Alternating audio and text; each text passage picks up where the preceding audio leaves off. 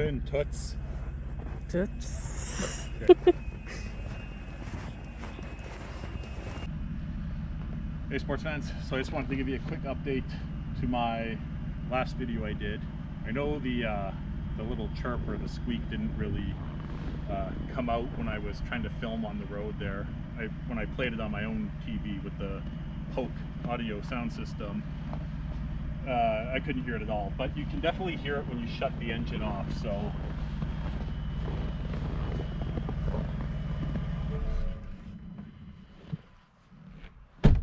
it's that squeak right at the end.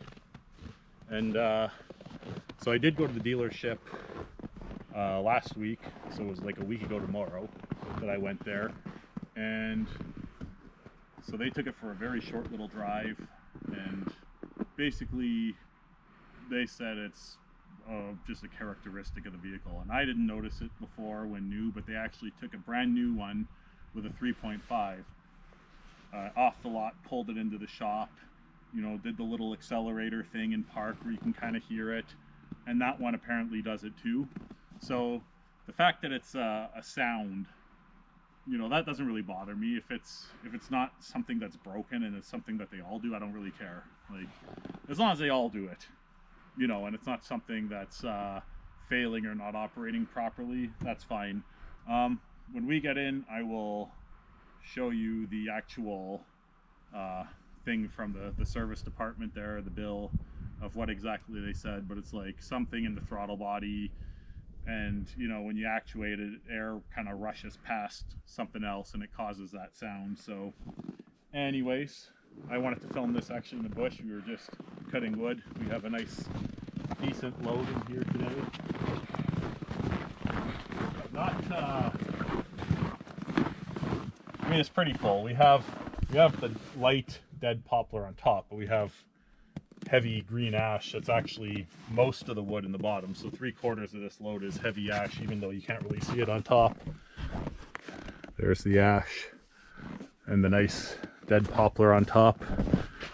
This isn't the biggest load I've had in it. I had it probably overloaded a couple weeks ago or last week, but yeah, it's a decent load. It's definitely sagging a bit, but there is quite a bit of weight. I'll throw up a picture of the load I had last week, which was all green ash, and it had to be piled in there very strategically for it to all fit. That was a lot of weight. In my last truck with the 6.5 foot box, you know, which obviously was not a Tremor, it would have been, if you just threw it in the way this is piled, it would have been about this full in a 6.5 foot box. And that truck would have been sagging quite a bit too, because I've had that one loaded about that much, maybe even a little less. So the Tremor, even with its more off-roady suspension, it can take some weight. So that's pretty good. It doesn't have LT tires, of course, so you gotta take it a little easy on just for the tires. Also, we needed this traction coming out the mud road into the swamp. Boy, oh boy, there was a lot of snow, and it was drifted, and it was hard. We'll throw that up too. Rolling Camera one. action. No, say rolling camera one. Rolling camera one. So you say it like this. Rolling camera one. Rolling camera one. Hang on, I'm gonna YouTube later real movie sets so we know all the proper things to say when you press action. I don't need to say it.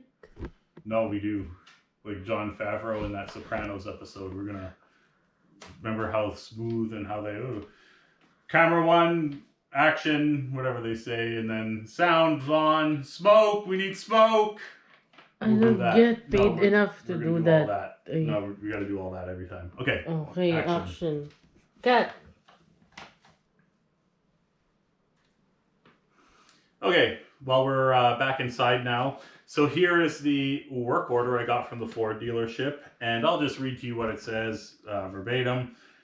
Checked for squeak type noise on acceleration, verified the noise, inspected and found noise coming from throttle body plate opening and allowing air into engine when accelerator is pressed. Makes sense? Checked Oasis/workshop. No service bulletins. Compared to like vehicle. New vehicle also has same noise. Suspect normal characteristic of the EcoBoost engine. So yeah, they did pull a brand new one in, and it does the exact same thing.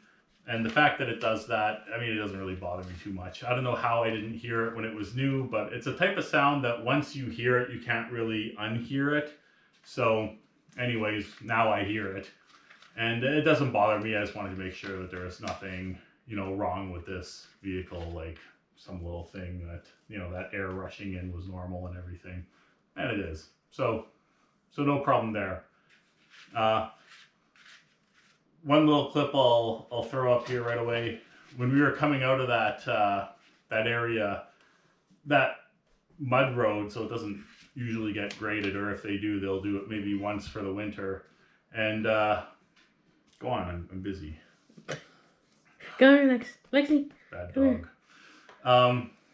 Yeah, it was when we were coming out, it was really deep snow, and I don't know if the camera filming from the inside really did it justice, but it was pretty deep snow, and it was drifted in, and it was compacted like hard snow. It must have been about 30 below when it drifted in there, so it was it was really hard snow, and it was probably up to the running boards, and right before we got to the railroad tracks, you could even see it come over the windshield a little bit. I'm not saying the snow was that deep, but the snow when we hit that drift, so I think the railroad sort of like plowed it off to the side, so it was like real deep and hard there, and it tried sucking me to the left almost in the ditch. That's the thing, you couldn't also tell in the video that it was there's actually super deep ditches on either side of that road, that mud road, that were it was completely blown across, so it looked like one level surface.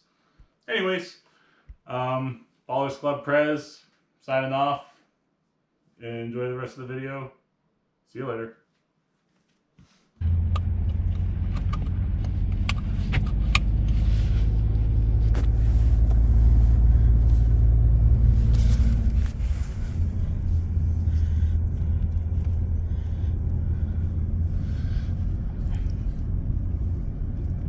Here's where it gets rough. Oh my god.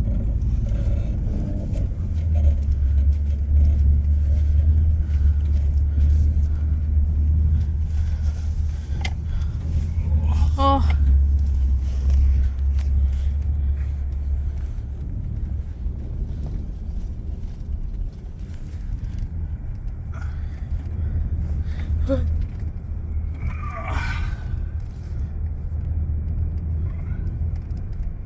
Those drifts are hard.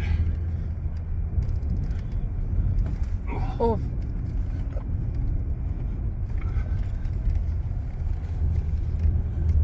I don't know if I'm coming back down here until they get a grader down, if they do. Should be able to come up this.